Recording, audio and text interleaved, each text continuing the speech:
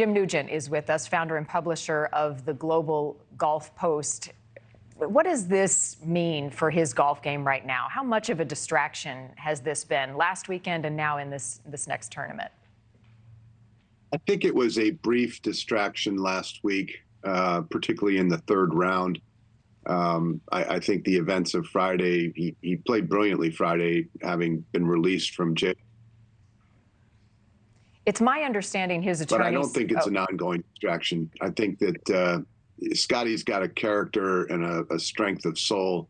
This is not going to be an ongoing issue for him. And I fully expect these charges to be dropped probably before the arraignment that's scheduled for June 3rd. The attorney is saying they will fight it if the charges are not dropped. They won't settle in court. Anything more you're hearing on that, Jim? As well they should. The video that was released yesterday undermines the claim of the police officer. And most people, most observers, particularly a couple of media people who they believe very strongly that the policeman overreacted to the situation. So I think this is going to be dismissed very, very quickly, and we'll move on from it. Talk more about what Scottie has said in the week after this incident. I know it was scary for him, for his family, and also very tragic for the person who lost his life. Describe for us what Scottie has shared publicly.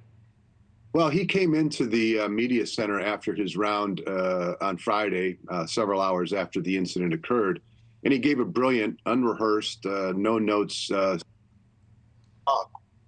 And he, first of all, acknowledged the passing of an individual, the fatality that took place. He denied that he had any evil intent, that he denied that he was breaking any laws or breaking rules.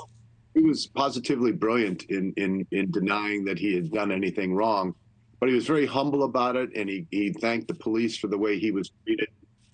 Scottie Scheffler is not only a tremendous golfer, but he's a fabulous human being, and it's unfair, really, that he's being subjected to this. Got to go through the process, though. I mean, it's just how things work, and golf is such a mental game. Scottie talked about his routine and how important his routine is to him. Being in court on Monday, it's between this tournament, we've got the Memorial coming up here in a couple of weeks. How does that just impact travel and preparedness for golf when you've got to stop to take care of some of this stuff? I just don't think you can knock Scottie out of his routine. He was brilliant on Friday after having been released, even though his routine was very severely impacted. He's as steady as a rock. I just don't have any reason to think that this is going to bother him. And I do, as I said, when the charges are dropped, we'll move on, and it'll be like this never took place. Taking a look at the leaderboard right now, where's he at today in Fort Worth on the tournament? I don't know. I haven't checked this morning. I think he's on the golf course.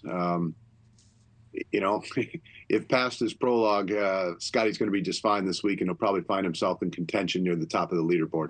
If anything, he brought more eyeballs yet again to golf. Golf fans and those who have not been interested in how this is impacting him, how he'll play, and more about who he is. Jim, thanks as always for joining us. Thank you for watching. Go to newsnationnow.com to find NewsNation on your television provider. And don't forget to click the red subscribe button below to get more of NewsNation's fact-driven, unbiased coverage.